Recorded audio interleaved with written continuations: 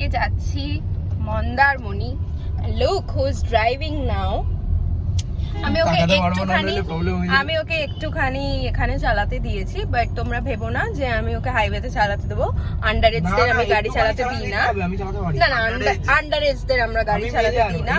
আর already Ramiz পেছনে ফেটে ওর হাতে চলে এসেছে ডারকা মহলে। অ্যাকচুয়ালি আরো অনেকজন মিলে যাওয়ার কথা ছিল, but the thing is last মোমেন্টে ধোকা দিয়ে দিয়া, ধোকা দা ফ্রড, ধোকা দে দিতিস। যাই হোক, তো চলো দেখতে থাকো ব্লগটা। তো তারপরে আমি গাড়িটা চালানো শুরু করলাম, আর মাঝখানে কোলাঘাটে গাড়িটা একবার প্রবলেম করছিল। আমি সেটা নিয়ে একটু টেন্স ছিলাম, বিকজ গাড়িটা নিয়ে আমার যাওয়ার কথা ছিল অফিসের কাজে, তারপরে উড়িষ্যাতে ওই দিনটা এনজয় করে পরের দিন বেরোনোর কথা ছিল এই গাড়ি নিয়ে। তো তাই জন্য একটু ভাবছিলাম কি করব, গাড়িটা প্রবলেম দিচ্ছে আর এতটা লংয়ে যাচ্ছি কি হবে। তো যাই হোক, ঠাকুর করে আর কোনো প্রবলেম হয়নি কোলাঘাটের পরে। And then finally reached Mandarmani. তো বিভা এখনো এসে পৌঁছায়নি, তো আমরা এখানে ডিসাইড করছিলাম কি লাঞ্চ খাবো, কি অর্ডার করা হবে। অ্যান্ড দেন লাঞ্চ করার পরে বিভাকে নিয়ে আসা।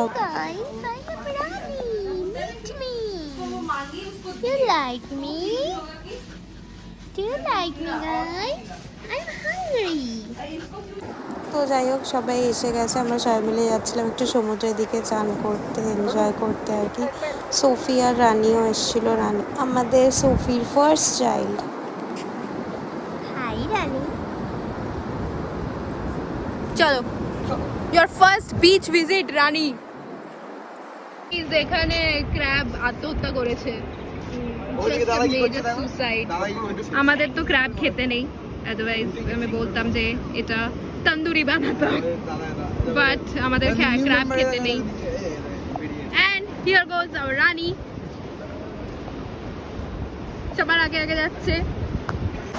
তো এখানে সোফি দেখো খুবই এনজয় করেছে, আমরা যত না করেছি।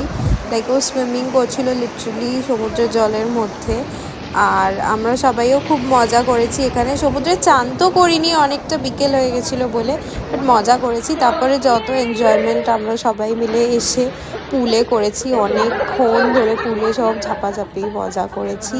করে তারপরে আমরা সবাই মিলে অনেকটা টায়ার্ড হয়ে গেছিলাম, ওপরে গিয়ে সবাই ফ্রেশ ট্রেশ হয়ে নিলাম, নিয়ে স্ন্যাক্স ওয়্যাক্স আর ডিনার অর্ডার আস্তে আস্তে করতে শুরু করলাম। একটাতে 2 পিস হয়, তুই একটা तो हम कितना 2 में 4 पीस होगा। তো ফাইনালি এখানে কেক কাটিংয়ের জন্য আমরা সবাই দাঁড়ালাম, আর কিছুতেই ওকে কনভিন্স করতে পারলাম না যে জামাটা ঠিক করে পরতে। ও বলে গেল যে এরকমটাই আমার স্টাইল, আমার ইউনিক স্টাইল। পরলো না। যাই হোক, পার্টি করে রাত অবধি খুবই মজা করেছি সবাই মিলে। আর হ্যাঁ, 13 জুলাই সবাই মিলে রাতে যে পার্টিটা করেছিলাম, সেখানে টিম ব্রাইডের যারা ছিল, মানে আমার টিমে, তারা অলমোস্ট সবাই এখানে রয়েছে, জাস্ট 2-3 জনকে বাদ দিয়ে। So I am really very grateful যে আমি এদের সবাইকে আবারও পাশে পেয়েছি আমার স্পেশাল ডেতে। We enjoyed a lot. আর কেকটা দেখো এখানে হালাতটা একদম খারাপ করে দিয়েছিল, বাট কেকটা খুবই টেস্টি ছিল। আমি সাইডে এখানে কেকটার একটা ইমেজ দিয়ে দিচ্ছি, তোমরা দেখো কি সুন্দর দেখতে ছিল কেকটা।